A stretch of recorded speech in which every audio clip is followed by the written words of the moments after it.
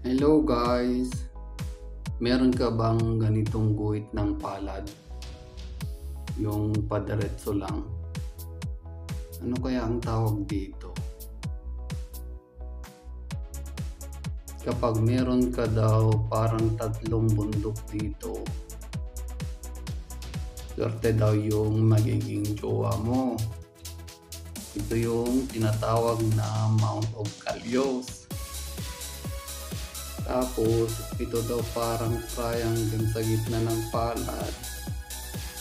Dito daw makakapasyal yung jowa mo sa Pyramid of Egypt. Straight lang guys. Sabi nila bihira lang daw yung may ganito. Totoo kaya yun guys? Ano kayang tawag dito? Paki-comment nga po. Maraming salamat.